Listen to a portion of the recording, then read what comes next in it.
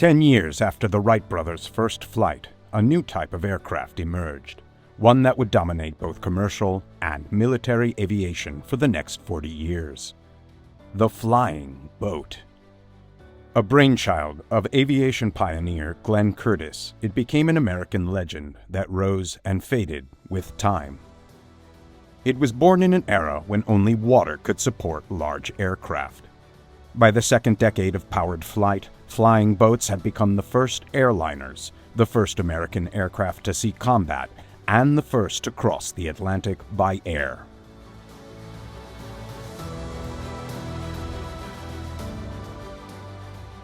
The freedom of flight is unmatched. For any pilot looking down at the land, passing far below is a liberating experience, just as it was for the early pioneers of powered flight nearly a century ago, when they first conquered the skies. But what goes up must come down. While the sky above is boundless, finding a suitable landing surface is not.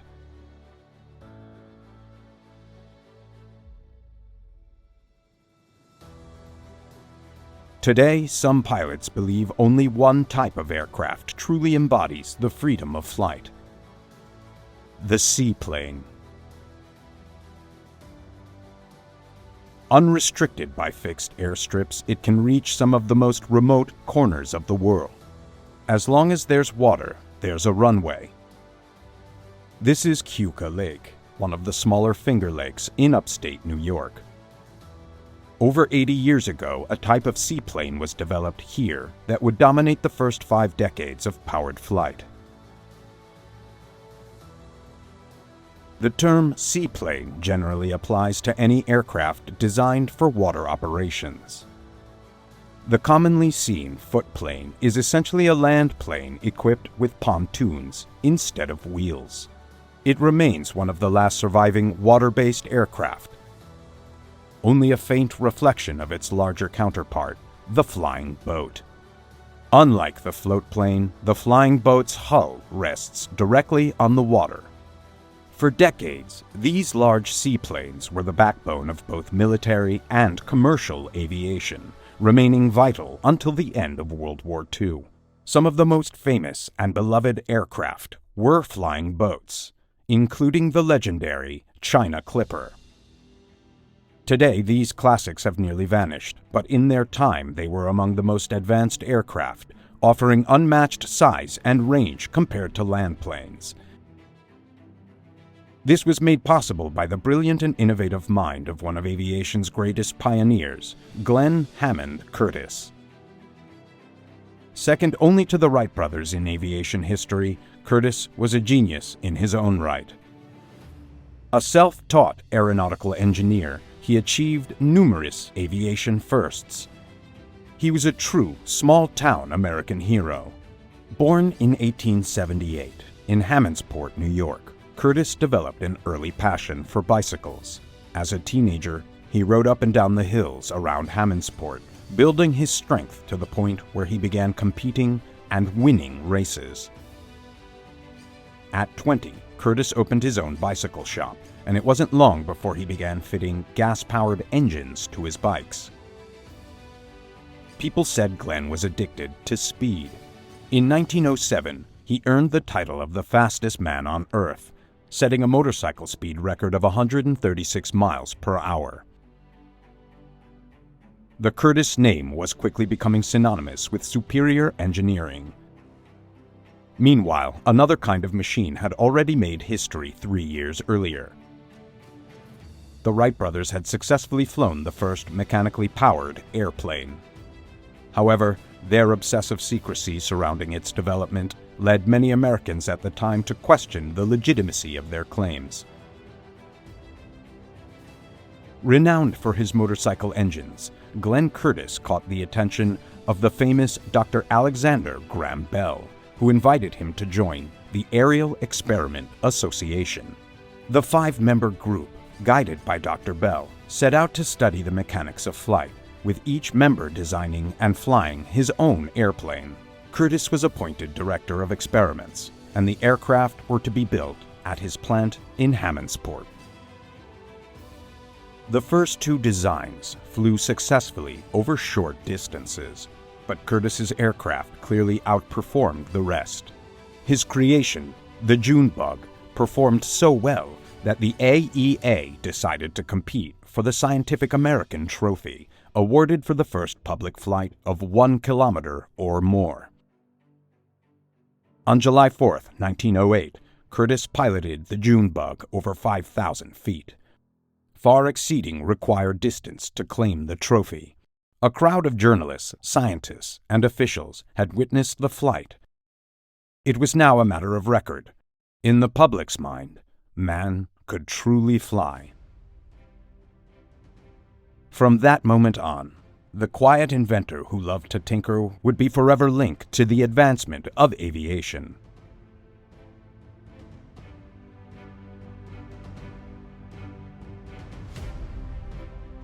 Hammondsport lies on the edge of Keuka Lake, in the heart of New York's wine country.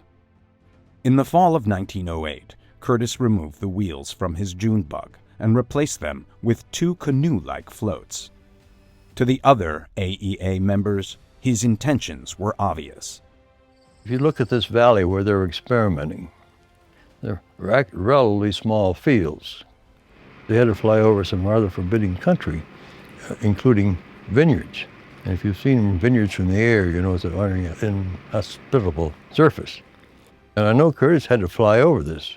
So I think when he compared what they were flying over and wanting to continue experimenting, that's why he wanted to see if they couldn't possibly fly off water. Another thing, as aviation developed, there were very few flying fields, but there were lots of lakes. It made perfect sense. Keuka Lake provided a calm, smooth surface and an effectively limitless runway. The aircraft, named Loon, sat catamaran-style on the water. It had no trouble skimming across the lake's surface, but it simply wouldn't take off. A more powerful engine was installed, yet the problem remained. The flat-bottomed, triangular floats couldn't break free from the lake's surface tension. After a float was damaged during testing, further development of a water-based aircraft was shelved, but not forgotten. The idea of launching an airplane from water was far from new. As early as 1905, French aviation pioneers Gabriel Voisin and Louis Blériot experimented with seaplane gliders on the River Seine. Then, in 1910, French marine engineer Henri Fabre became the first to successfully take off and land on water in an airplane. Though lack of funding halted further development, Fabre went on to manufacture floats for future aircraft, including amphibians like this one. Meanwhile, the world was captivated by the most spectacular aviation display yet seen. In 1909, the first international air meet was held in Reims, France. Over 200,000 spectators watched as young American Glenn Curtiss outflew Europe's finest aviators. His latest aircraft, the Reims Flyer, was powered by an 8-cylinder, 51-horsepower engine. Upon takeoff, Curtiss amazed the crowd with his speed, 47 miles per hour. Beating Louis Blériot by 40 seconds, Curtiss claimed the Gordon Bennett Trophy and captured the world's attention. The hero of Hammondsport had become an international sensation. Back home, the military had finally begun to recognize the airplane's value. In September 1908, at Fort Myers, Virginia, the Wright brothers demonstrated their improved aircraft to the U.S. Army. Among the spectators were 2 U.S. naval officers who quickly realized that the Navy, too, should acquire its own aircraft. But at the time, the Navy was not ready to embrace the idea. Within 3 years, however, it would not only obtain its first aircraft, but also establish a naval air facility in the small town of Hammondsport, New York. By late 1910, Glenn Curtiss convinced the U.S. Navy to let one of the exhibition pilots attempt a takeoff from a wooden deck mounted on the bow of the USS Birmingham. 2 months later, on January 18, 1911, the same pilot, Eugene Ely, successfully landed a Curtiss Punisher on a platform built over the stern of the USS Pennsylvania. Surely, the Secretary of the Navy could not ignore the significance of these groundbreaking demonstrations. Yet, he dismissed the idea, stating that such a capability had little practical use for a surface fleet. Undeterred by the Navy's lack of interest in aviation, Curtiss took a different approach. He offered to train a naval officer, free of charge, in both the operation and construction of his aircraft.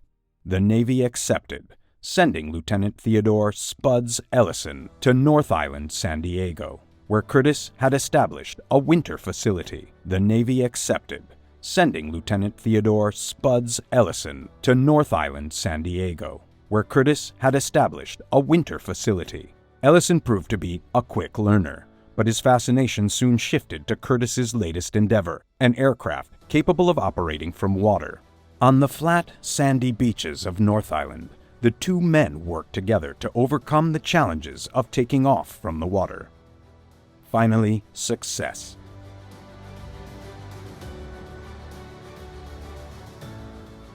On January 26, 1911, their hydro airplane lifted off the water, flew a short distance, and landed.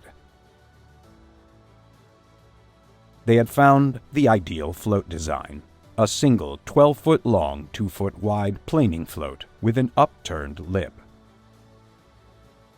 For the next month, they refined the overall design until Curtiss was ready to make one final pitch to the Navy. On February 17th, Curtiss contacted the captain of the USS Pennsylvania, anchored in San Diego Bay. This was the same ship where the remarkable landing and takeoff had taken place the previous month.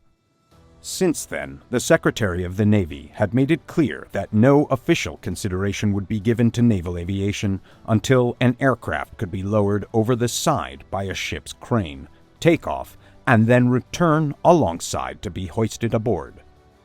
In front of the commander and crew, Curtiss landed the aircraft next to the ship, attached the crane hook to a sling he had prepared earlier, and rode on the top wing as it was lifted aboard.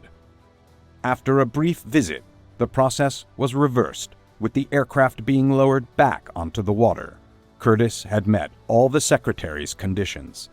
The Navy would now have its first aircraft. In July of 1911, the Navy accepted the first of 2 hydro airplanes, which had been ordered in May of the same year. The Navy also gained a new pilot, Lieutenant John H. Towers, who began his training under Ellison, who would later become one of the Navy's most influential aviators. Hammondsport soon transformed into a small naval air facility where young Navy officers learned the art of flight from Curtiss. Local residents became accustomed to the sight of strange machines buzzing above Keuka Lake.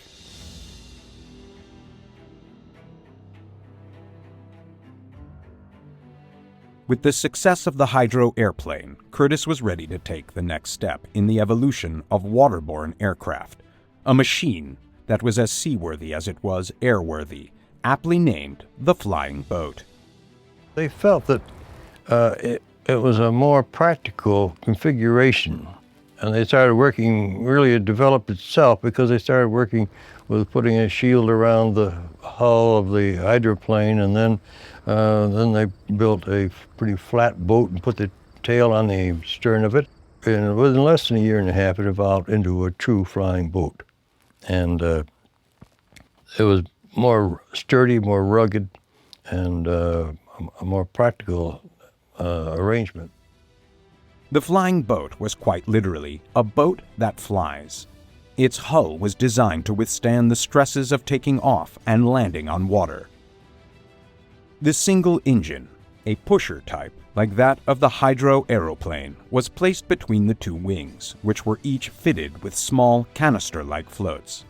The first successful flying boat flew in Hammondsport in July of 1912, but not before Curtiss had to overcome one major challenge. The flat-bottomed hull refused to lift off the water as the old issue of suction that had previously grounded the Loon resurfaced. After observing the hull's angle and the water's flow at various speeds, Curtiss attached two wedge-shaped blocks to the bottom of the hull. The next attempt was a resounding success. The blocks created a break in the flat surface, allowing the aircraft to lift off the water. This step, as it came to be known, would be patented by Curtiss in 1915 and incorporated into every flying boat hull constructed thereafter. In comparison to the hydro aeroplane, the flying boat was vastly superior in size, speed, range, and durability. The Navy quickly placed an order for 5 of these new flying boats. At the same time, Curtiss began marketing his new flying boat to the commercial sector. Targeting wealthy American sportsmen, he advertised it as the Aero Yacht and began attracting affluent customers. He enjoyed flying himself, and I think he always envisioned that aircraft would be a sporting thing, a field of sportsmen. And he sold the first 2 or 3 to people like McCormick and Vilas, and they flew it for fun. They weren't professionals, they just were flying it for fun. McCormick flew it back and forth from his summer home to his office in Chicago. And the exhibition teams would go out with the flying boats, and they would fly at different yacht clubs. Priced at $6,000 each, the Aero Yacht was a luxury item for the time. However, wealthy sportsmen were captivated by the sleek new aircraft and eagerly bought them as weekend toys. Many even ordered custom-made versions at considerable expense. As demand surged, production ramped up, and Curtiss invested in new advertising efforts. Some of these customers became well-known and skilled pilots, generating significant publicity for the Curtiss flying boat. The Aero Yacht also gained popularity on the international market, with governments from Britain, Russia, and Japan placing orders. In addition to selling aircraft, Curtiss was operating flight instruction schools in San Diego, Miami, and Hammondsport. The small town of Hammondsport became a vibrant hub for aspiring aviators eager to learn directly from Curtiss. Life was thriving. The world was knocking on his door, seeking flight instruction and purchasing Curtiss airplanes and flying boats. Within 2 years, Glenn Curtiss would design aviation's most ambitious aircraft to date.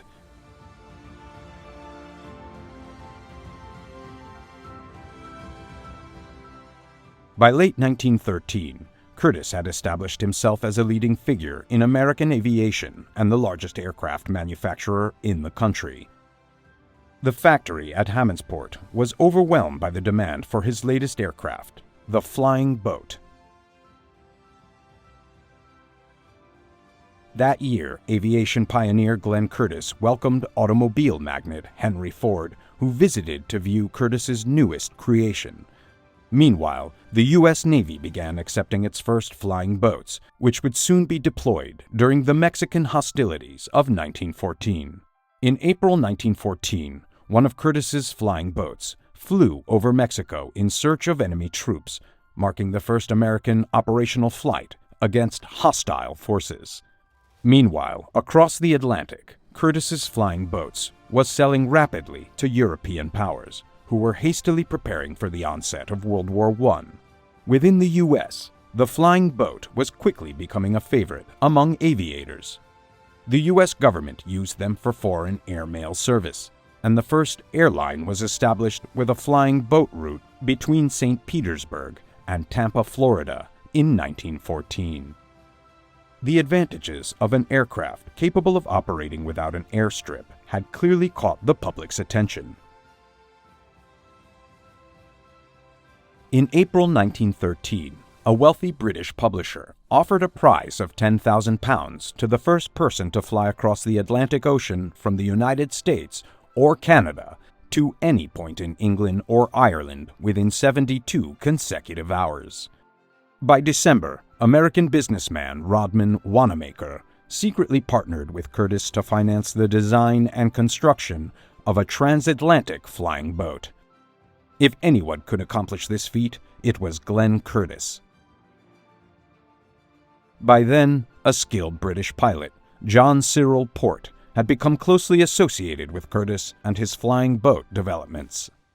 The Curtiss Wanamaker transatlantic flyer was named America, and 2 pilots were chosen, John C. Port from England and U.S. Navy Lieutenant John Towers. One British, the other American, part of Wanamaker's plan to celebrate 100 years of peace and friendship between the U.S. and Great Britain through a historic air crossing. On June 21, 1914, the massive aircraft was ready for its first flight. Lieutenant Towers had been called away by the Navy and was replaced by George Hallett, a skilled pilot and gifted mechanic. Catherine Mason, the daughter of a local vintner, prepared to christen the America at the edge of Keuka Lake, where the town of Hammondsport had gathered to honor its most illustrious son.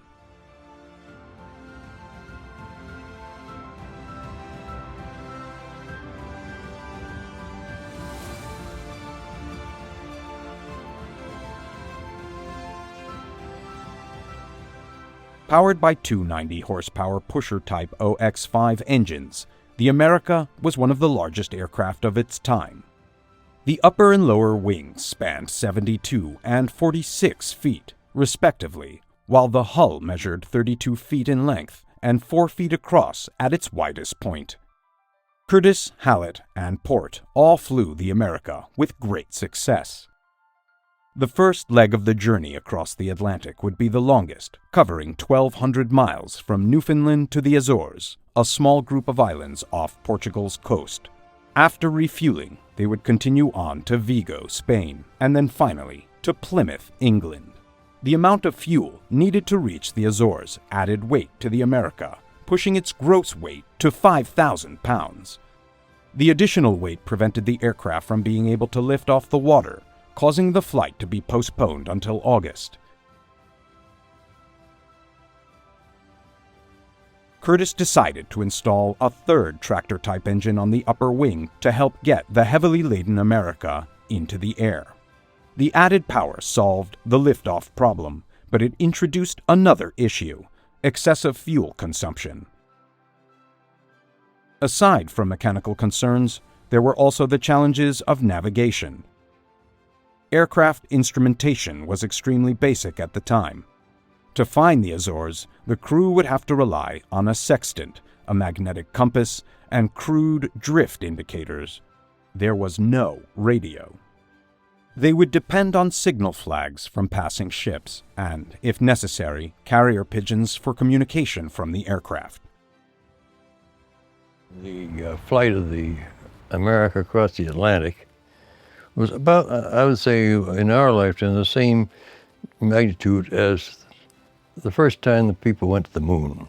I mean, when Armstrong stepped on the moon. I think it's the same number of scientific stumbling blocks that they had to overcome in order to do it, mechanical and scientific. Many people considered a transatlantic flight impossible. However, Curtiss was confident in the design of the America. By August 1914, he had started reducing the aircraft's structural weight and was optimistic that he had solved the problem with the 3rd engine. But before the theory could be put to the test, time ran out.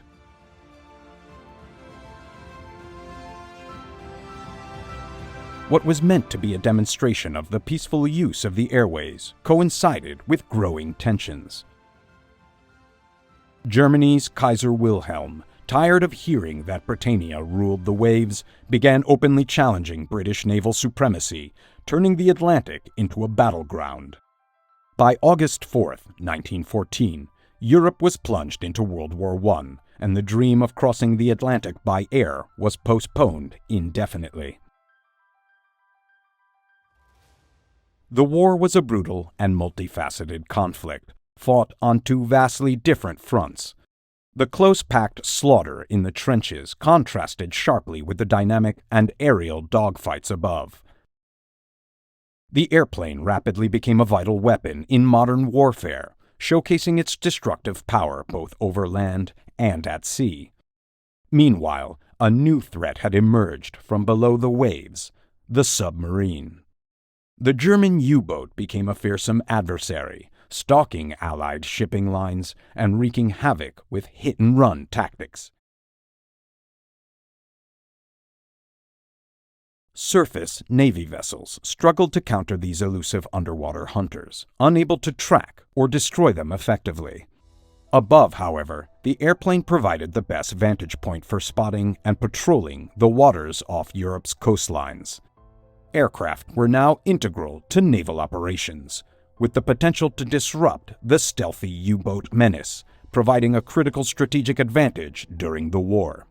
What was needed during World War I was an aircraft capable of operating from hastily prepared bases along coastlines, and the flying boat was the obvious choice.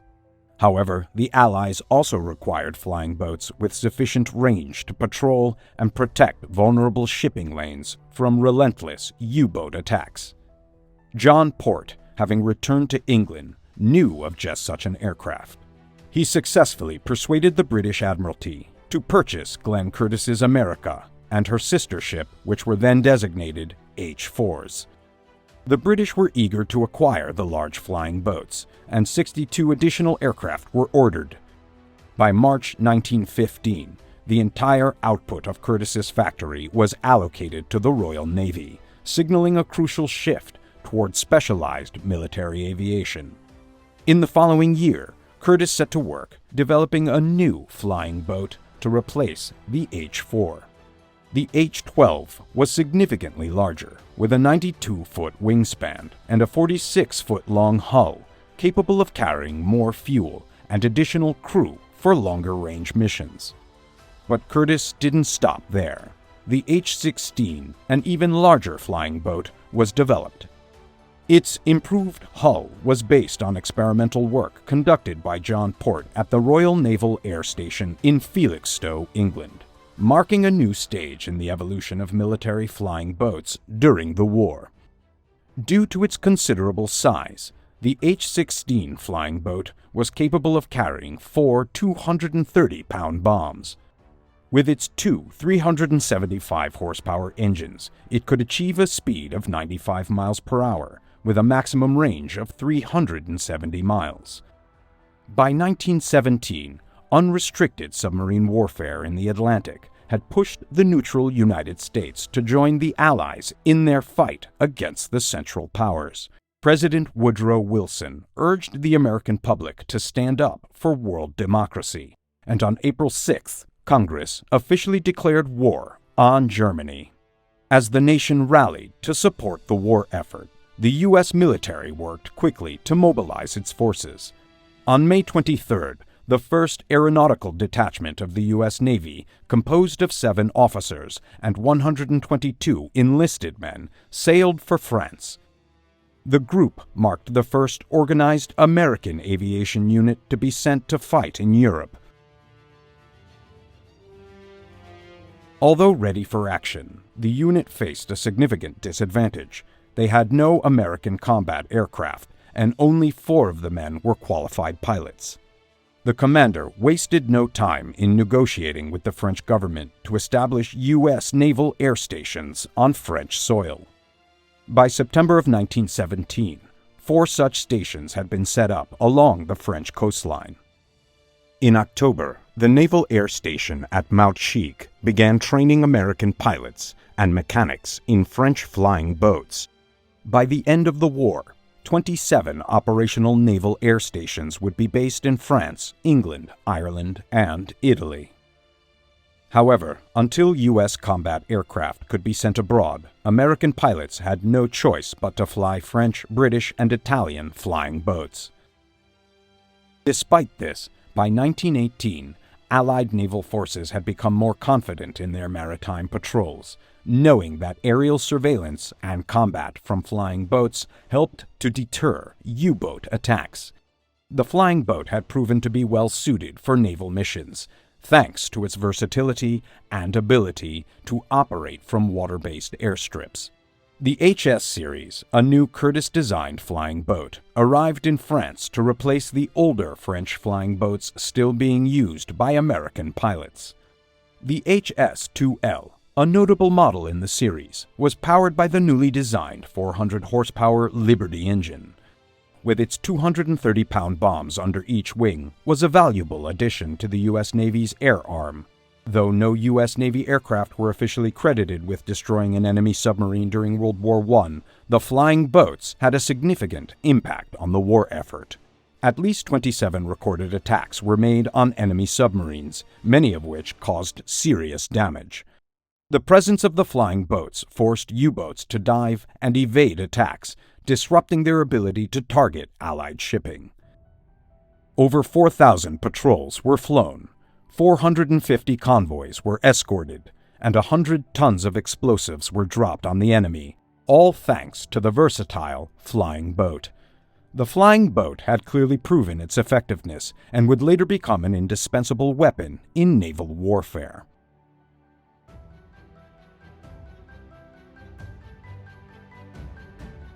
When the war officially ended on November 11, 1918, it had been 5 years since Glenn Curtiss had tried to take his America off the waters of Keuka Lake. Once intended as an instrument of peace, the America had evolved into a weapon of war, symbolizing the rapid transformation of aviation from a pioneering effort to a vital military asset. The flying boat had evolved considerably, acquiring far greater range and lifting capacity than anyone could have imagined in 1914. Yet the dream of crossing the Atlantic remained just as elusive as it had been during Glenn Curtiss's earlier attempts.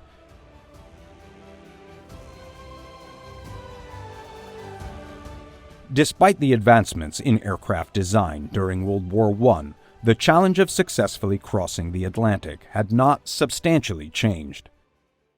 With no reliable meteorological information available and limited radio navigation technology, direction finders with just a 15-mile range, the prospect of making such a long and uncertain flight still posed significant difficulties. Undeterred by the challenges, the U.S. Navy remained determined to achieve the feat. In May of 1919, 3 Navy flying boats took off from Rockaway, New York, with the goal of conquering the North Atlantic's treacherous airways. Meanwhile, Curtiss had moved his company research activities to Long Island in 1917, where he established the Curtiss Engineering Corporation in Garden City. At Curtiss's new research facility in Garden City, some of the brightest minds of the era went to work, making it a center of aeronautical innovation. Glenn Curtiss, who had moved his family to Long Island, would often take time to indulge in one of his favorite pastimes. During World War I, the aviation industry attracted significant investment, especially from Wall Street financiers. They pushed companies to hire top talent, people well-versed in the science of aeronautics. Designers and engineers were now expected to conduct formal studies in areas such as aerodynamics, stress analysis, and lift characteristics. At the Curtiss Engineering Corporation, the pressure was on to meet the U.S. Navy's growing demands. One particular need that the Navy had identified was for an anti-submarine aircraft capable of delivering itself across the Atlantic. German U-boats had been sinking ships transporting aircraft to Europe, and the Navy needed a solution. The NC series, also known as the Nancy boats, was developed to address 2 significant challenges. They thought, why not deliver these anti-submarine planes by themselves? Why not let them fly over? And that's what really the basic idea of the NC-4 or NC boats was, to deliver them themselves. And so but the war ended before they could do it, so then they said, well, let's fly them over anyway and be the first to fly across the pond.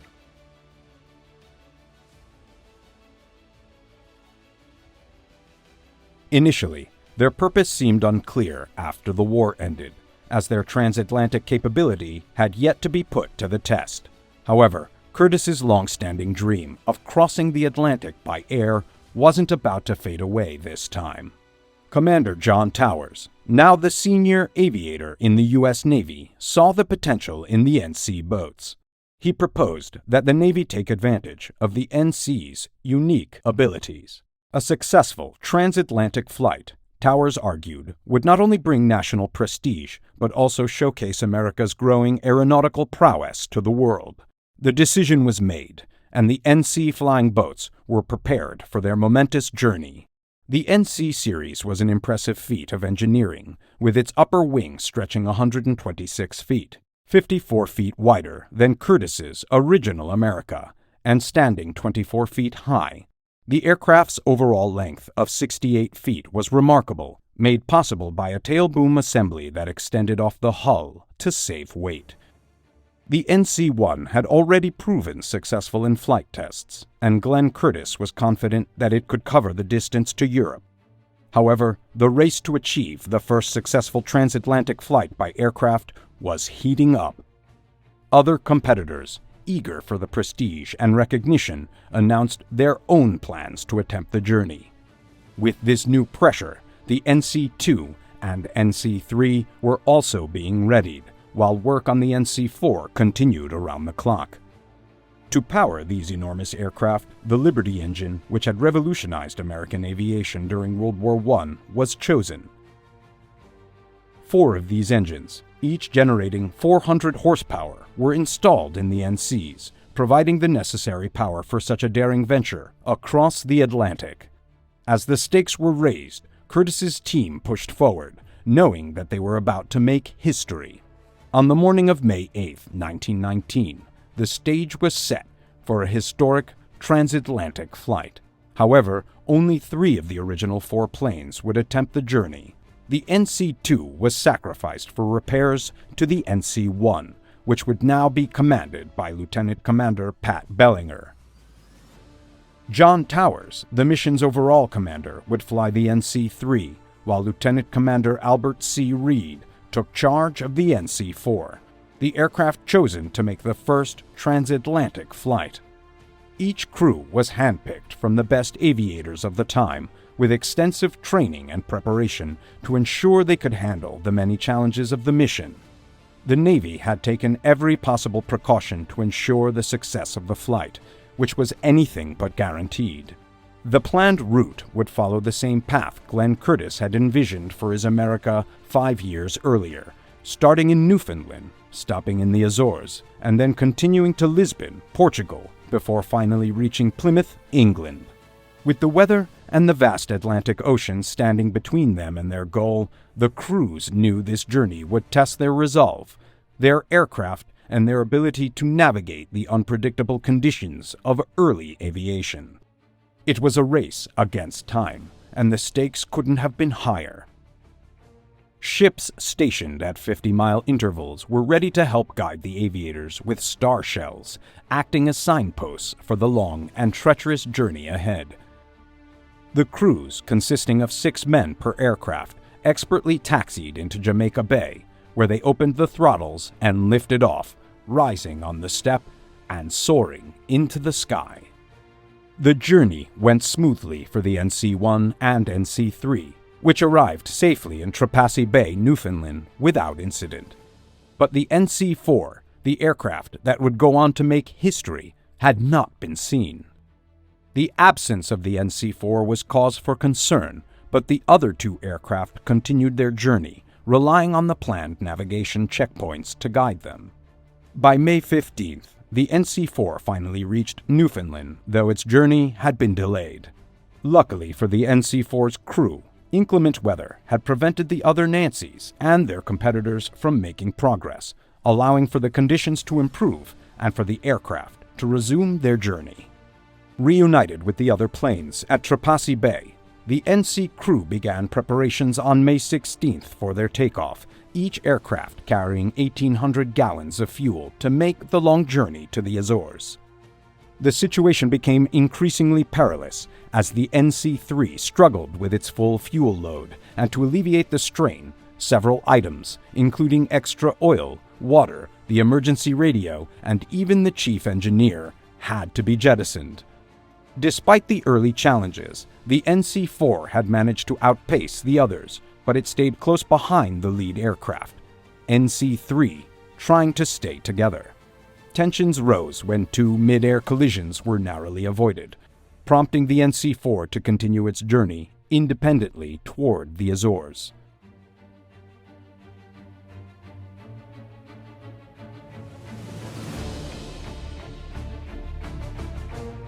Meanwhile, 1,200 miles east of Newfoundland, the harbor at Ponta Delgada in the Azores, where the NC boats had planned to land, was shrouded in fog.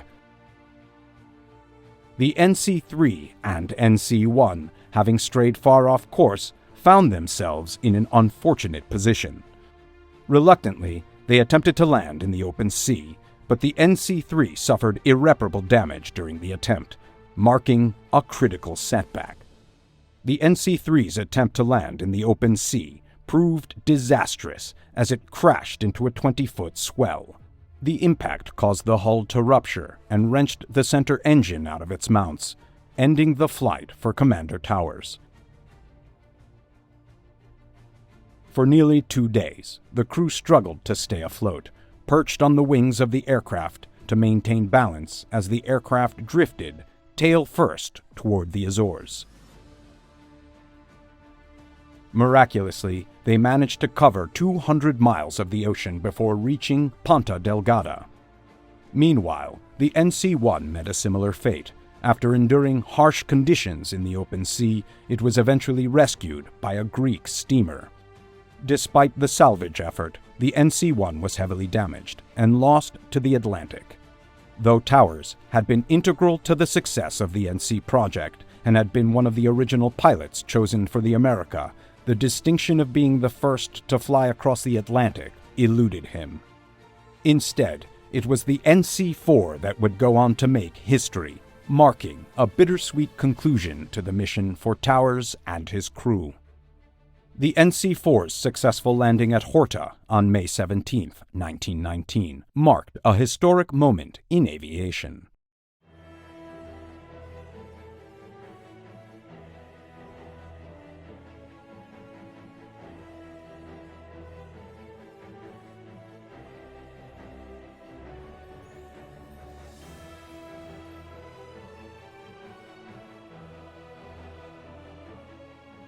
Despite the challenges it faced during the flight, including rain squalls, fog, and heavy turbulence, Commander Albert Reed and his crew had persevered. After more than 15 hours in the air, the NC-4 had reached the Azores, completing the longest and most difficult leg of the journey.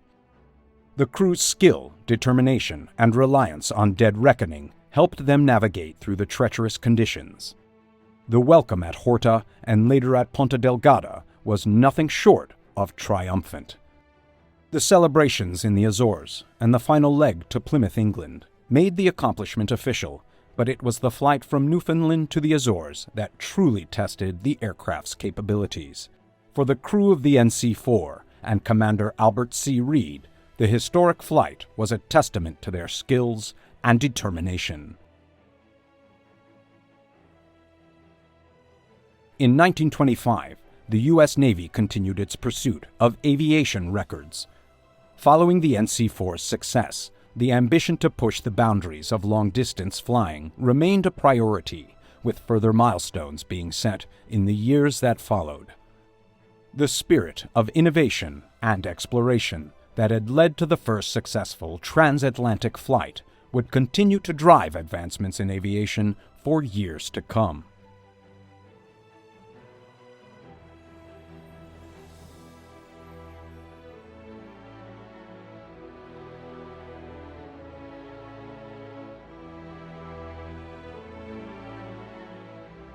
Glenn Curtiss's dedication to the flying boat ultimately revolutionized naval aviation, demonstrating the aircraft's incredible potential for long-range missions.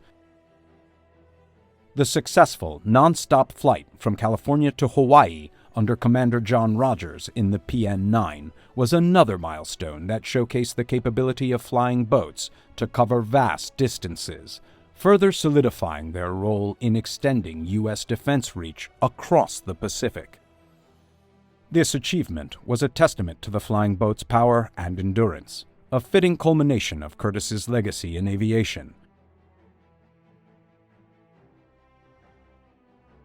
While many of his innovations shaped the course of history, the flying boat, which he had pioneered, remained one of his proudest contributions.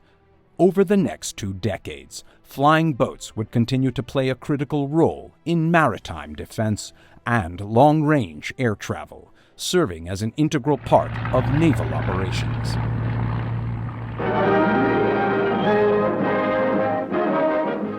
Glenn Curtiss and glider, Manhasset Bay, New York, September 1922.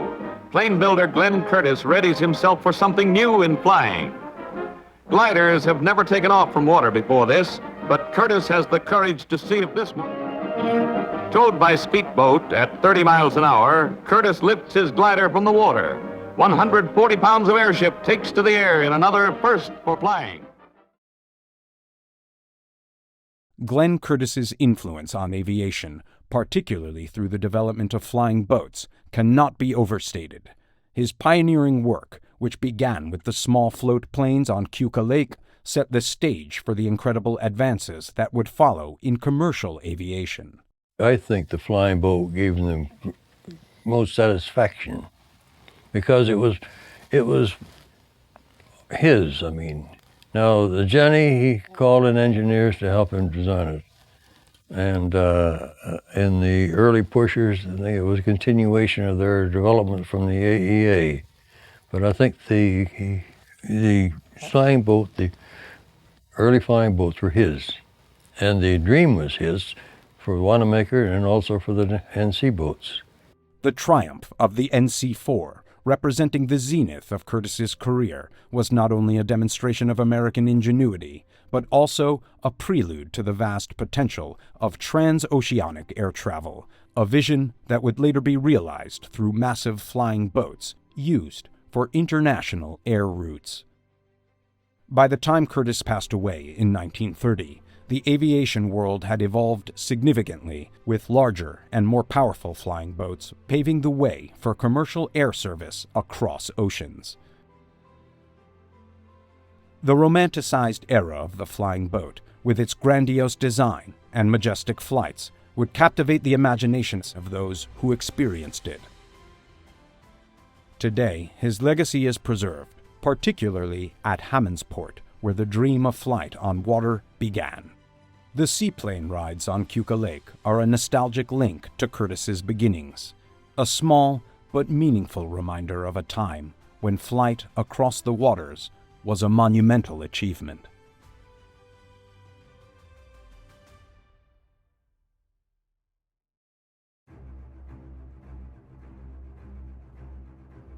Aviation, the art of aeronautics, began with the dreamers, inventors, and daredevils who dared to defy gravity.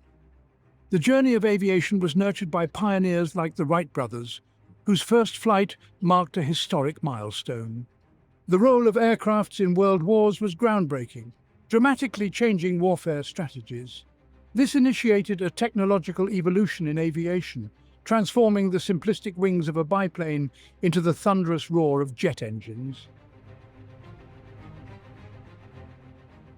Let's journey through the ages of aviation. Behind every great aircraft, there were great minds. These visionaries, like Sir Frank Whittle, the innovator of the turbojet engine, redefined air travel. Then there's Skunkworks' Kelly Johnson, the genius behind the SR-71 Blackbird. His designs combined speed, stealth, and power, crafting machines that dominated the heavens. The contributions of these pioneers have left an indelible mark on the canvas of aviation, shaping the course of history and inspiring generations of engineers and aviators. Each epoch in aviation history gave birth to extraordinary aircrafts, each with their own unique features and roles. The Lockheed SR-71 Blackbird was a marvel of speed and stealth. The Airfield 105 Thunderchief, a supersonic fighter bomber, was vital in the Vietnam War. The P-51 Mustang, a long-range fighter, was critical in World War II. The P-47 Thunderbolt, a heavyweight fighter, was used extensively in the same war. The A-10 Thunderbolt II, the Warthog, is a close air support icon. The Messerschmitt Me-262 marked a leap forward in aviation technology. Each of these game changers were instrumental in their eras, and their legacies still resonate today. Beyond the game changers, there are those that have transcended their practical roles to become icons. The Concorde was not just an aircraft, it was a supersonic symbol of luxury and speed.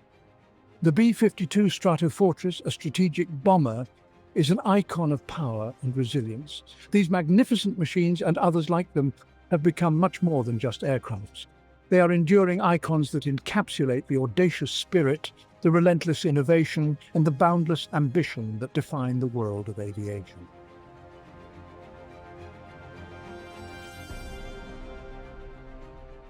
For more amazing aerial footage, and to join us in this incredible journey, check out the DroneScapes YouTube channel. The only reason for an airplane to exist is to go fast. At the Great Air Meet in Rheims, Glenn Curtiss set a world's record of just over 43 miles an hour, and the quest for speed was on. In 1913, Maurice Prévost was flying a streamlined Dépôt-Dessin monoplane at 126 miles an hour, and Europe claimed the lead in aviation speed. Immediately after World War I, quest for speed became a catalyst for the development of fighter planes. Countries which had not invested in new engines for their wartime fighters would, for reasons of national pride, invest in new engines to race them peacetime. Then, in America in the 1930s, the situation reversed itself. Civilian aircraft, like the Travel Air Mystery Ship and the GB, Waddell Williams racers, became even faster than military aircraft. The reason was simple. Same engines were available to both civil racers and military fighters. The fighters had to carry guns, bombs, oxygen, and radios, while the racers were built only for speed. The world's absolute speed record was passed from country to country. And as the racers became faster and more powerful, they also became more expensive. America's Howard Hughes could afford to build his own racer, and with it set a land-plane speed record. But the absolute speed record of 440 miles an hour was set by a Macchi MC-72 seaplane in 1934, financed by the Italian government. Then military aircraft came back into the lead as the Heinkel and Messerschmitt firms competed for the title.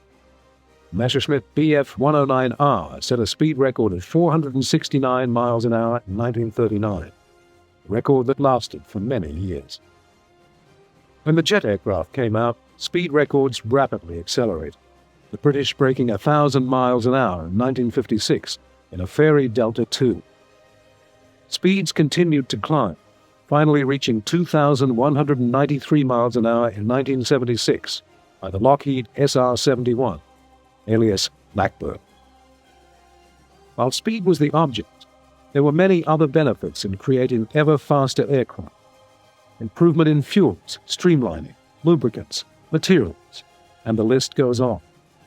Speed produced not only prestige and pleasure, but also utility. The speed record setters ultimately paved the way for commercial transports, business jets, and private planes.